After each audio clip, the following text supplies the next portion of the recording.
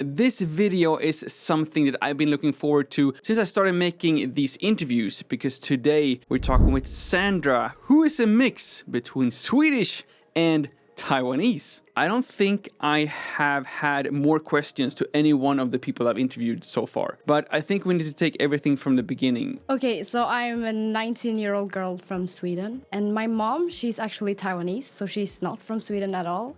So I have heritage here in Taiwan, and I've always wanted to come back and explore Taiwan and more of my heritage. And I've been coming here for like every 2 years or so, but I've never actually learned Chinese or never actually lived here. All I remember from my childhood is going to Taipei 101, or I think I celebrated one New Year's here, but it's usually over Christmas because the Taiwan heat is way too much during the summer.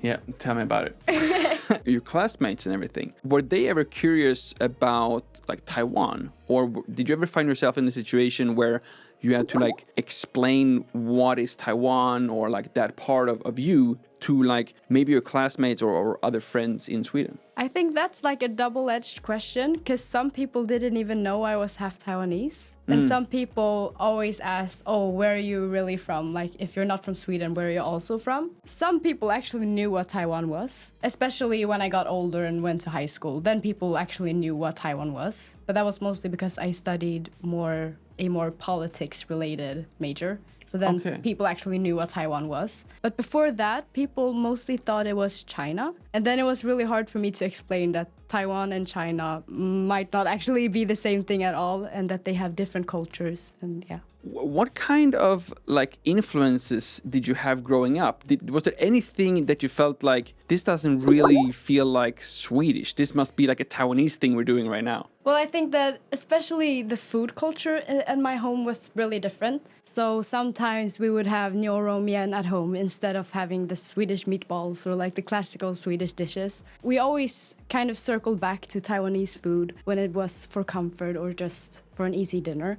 Holidays was the best thing for us because you get everything. You get Christmas and like Lunar New Year. Exactly. So we celebrate Lunar New Year every single year. So my mom hosts a huge lunar dinner. So she cooked everything. So she made hot pot. She made 10 different dishes that are traditional Taiwanese dishes, so that we could have like a proper Lunar New Year. If my assumptions are correct, this is kind of also the first time you're in Taiwan without your mom. Feels pretty different to be here without my mom, but it's mostly because I feel older and more independent and actually know what I want and what I want to do. But I do have my godmothers in Taiwan, so it's a bit easier for me, so I have someone to lean on. Okay, you're doing like the easy way in case you're stuck in like Yangmingshan or something. You still have like one lifeline to call, I guess. Now when you have the time to like really, discovering Taiwan on your own, but then also like during a longer set of time as well, was it as you imagine it, or are there still like any surprises, although for someone who is like half Taiwanese growing up in Sweden? I think the most surprising part is that people are really nice. And I don't say that to crank down on Swedish people, but if I'm ever in a hurry or in a rush and I've gotten something wrong and I need help at 7-Eleven or just in the street, then most people will stop up and actually help me and say hi or smile or something like that. So it feels way different because in Sweden people are usually in their own space and they try not to like bother each other. So it's been really good because a couple of times I've run into mishaps. So like when I did my ID, I needed help because I don't know my mom's Chinese name and I don't know all the paperwork that I actually need to fix ID cards and stuff like that. So it's been really helpful that people actually want to help. Do you have a Taiwanese ID? Yeah. Oh, okay. So you have the Taiwanese ID and the Swedish one. Exactly.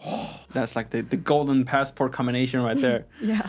And speaking about the best combination possible, here we have a pillow, blanket, mattress, bed, and everything else you can possibly need from the sponsor of today's video, Emma. If you, just like myself, have a New Year resolution for 2025 to maybe focus a little bit more on your personal health and, for example, your quality of sleep, then I highly recommend this hybrid mattress from Emma. And although there is quite a big weight difference between Minthia and myself, this hybrid mattress that we've been using is still providing the same stability and support every single night on both our sides, even now, almost 2 years after we first moved in this apartment. And thanks to the highly breathable mattress cover, you also get a really comfortable sleep with great both temperature and humidity regulation. But speaking about great combinations, we also of course have this Emma pillow, which is 100% customizable, so you can get the exact amount of support and height that you want during your sleep. And underneath here, or I guess actually above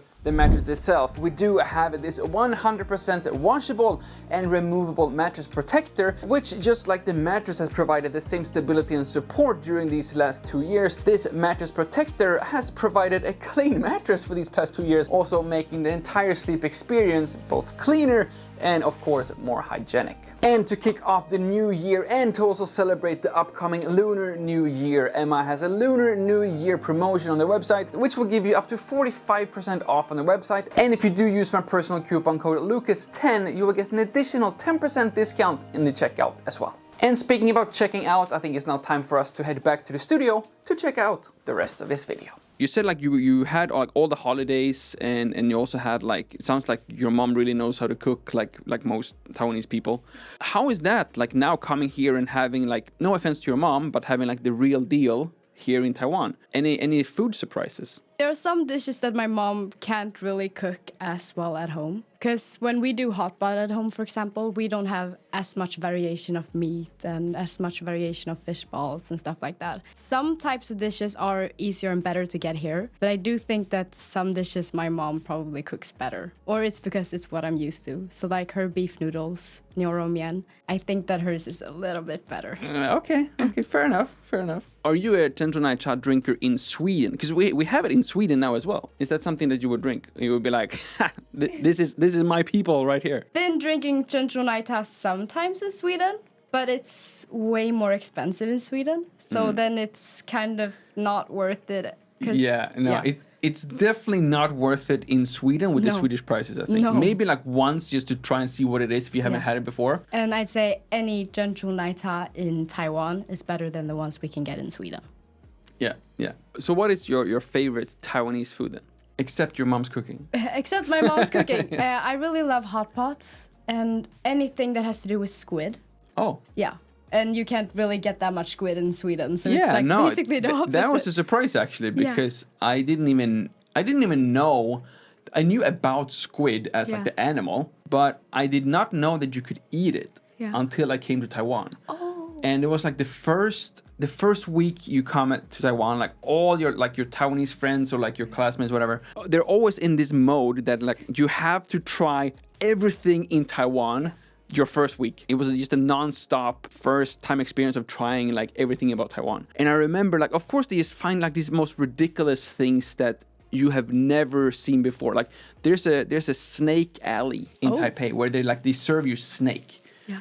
And it's like Taiwanese people don't eat snake. It's like it's not a normal thing to do. But it's also, as in my eyes, it's also not normal to eat like chicken butts and chicken hearts. Oh, chicken hearts.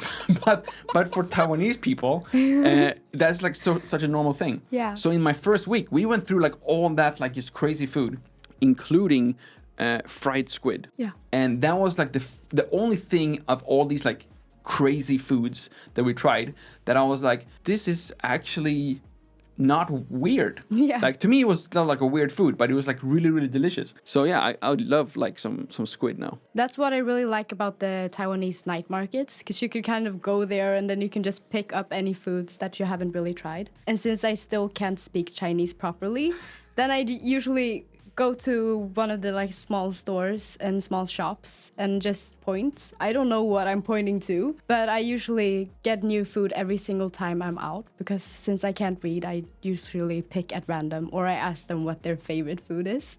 So I've been getting a good mixed bag of all different kinds of food that I don't even know what they're called. And then how long are you going to be in Taiwan now? Is it like 1 year at Shida? Yeah, so the plan is for me to stay 12 months. And that's because I want to fit in with the Swedish school year. So for university, I'll be able to come back, have a month before I start university. Oh, do you already know what you're going to study? Not too sure. Probably something economics, politics at Lund or in Copenhagen. Not only are we both Swedish, we are both YouTubers as well, because you have a YouTube channel called Sandra. Since it's a brand new world for me here in Taiwan, I feel like it gives me a unique way to explore my journey in Taiwan, but also share more about my life as a young person living here. Do you have any like any other goals or any like a bucket list of things that you want to do like during like your year here in Taiwan? One of the most important things to me is for me to be able to feel a little bit Taiwanese. So it's going to night markets with all my friends, or if I get more Taiwanese friends, and also being able to speak the language to, I'd say, the older people in the family, because then you kind of feel more connected with them, because I haven't really been before. I live with my godmother, and her family has been so welcoming to me as a person, so I'm kind of joined their family now, because I call all the aunts and uncles by their like familiar titles.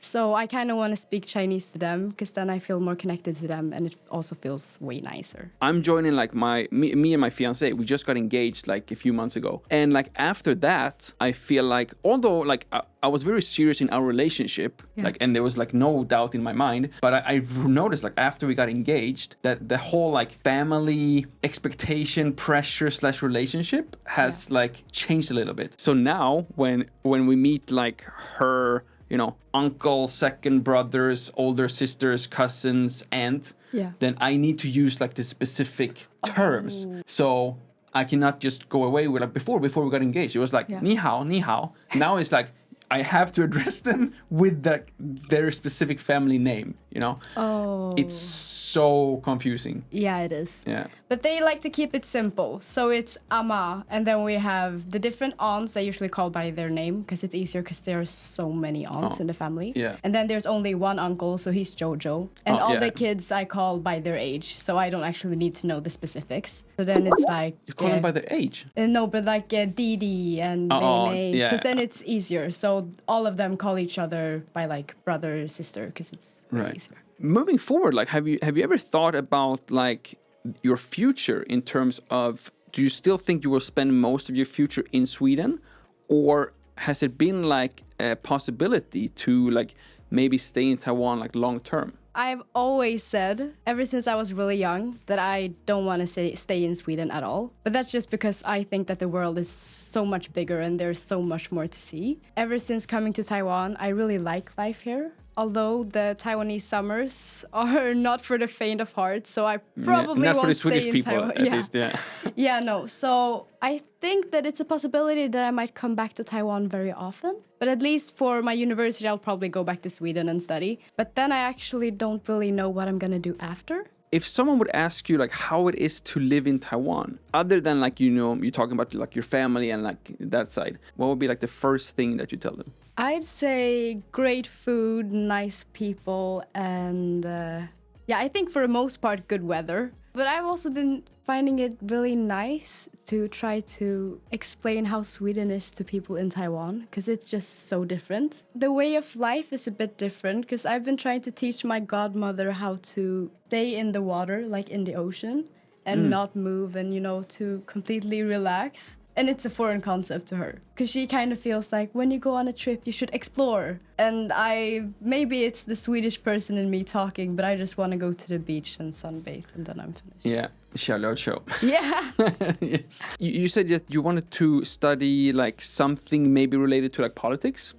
Is that like Taiwan specific politics, or what kind of job might we see you in the future? I'm still a bit unsure, because I'm still young, so I have a lot of possibilities. But Lucky you. Some of us, we're stuck, and we just have to continue on the hidden path. I might become a diplomat in the future, maybe. Wow. And then maybe Chinese will come in handy. Yeah. Maybe even a Swedish representative here in Taiwan, maybe at some point. And then I will definitely invite you back for another interview right here in this office. So if that is something that you want to see a few years from now, when we have the future Swedish representative to Taiwan here, please remember to subscribe to my channel. And of course, remember to subscribe to Sandra's YouTube channel and Instagram page as well. You have all the possible links down in the description below. Thank you all so much for watching. My name is Lukas. It starts with L as in like, ends with S. And to subscribe, please do both. And see you all in the next one.